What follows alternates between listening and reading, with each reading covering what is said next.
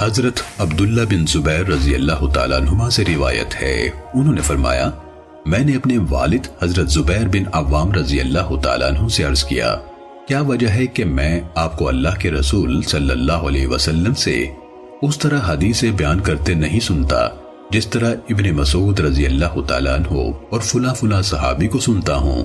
فرمایا میں نے جب سے اسلام قبول کیا ہے نبی صلی اللہ علیہ وسلم سے آپ کی وفات تک کبھی جدا نہیں ہوا، لیکن میں نے آپ صلی اللہ علیہ وسلم سے ایک کلمہ سنا ہے جس کی وجہ سے روایت حدیث سے اجتناب کرتا ہوں۔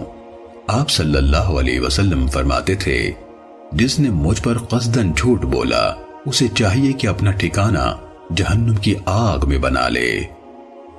سننے ابن ماجہ حدیث نمبر 36۔ حضرت ابو سعید رضی اللہ تعالیٰ عنہ سے روایت ہے، رسول اللہ صلی اللہ علیہ وسلم نے فرمایا جس نے مجھ پر قصداً جھوٹ بولا اسے چاہیے کہ اپنا ٹھکانہ آگ میں بنا لے۔ سننے ابن ماجہ حدیث نمبر 37۔ حضرت علی رضی اللہ تعالیٰ عنہ سے روایت ہے، نبی صلی اللہ علیہ وسلم نے فرمایا جس شخص نے میری طرف نسبت کر کے کوئی حدیث بیان کی حالانکہ اس کے خیال میں وہ جھوٹ ہے تو وہ بھی 2 جھوٹوں میں سے ایک جھوٹا ہے۔ سننے ابن ماجہ حدیث نمبر 38۔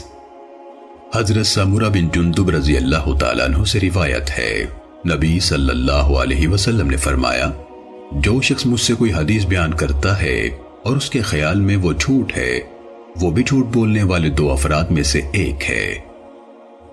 سننے ابن ماجہ حدیث نمبر 39۔ حضرت علی رضی اللہ تعالیٰ عنہ سے روایت ہے، نبی صلی اللہ علیہ وسلم نے فرمایا جو شخص مجھ سے کوئی حدیث روایت کرتا ہے اور اس کے علم کے مطابق وہ جھوٹ ہے تو وہ بھی جھوٹ بولنے والے 2 افراد میں سے ایک ہے۔ محمد ابن عبداللہ بیان کرتے ہیں کہ ہمیں جناب حسن بن موسیٰ نے شعبہ سے حضرت سمرہ بن جندب رضی اللہ تعالیٰ عنہ کی مثل حدیث بیان کی۔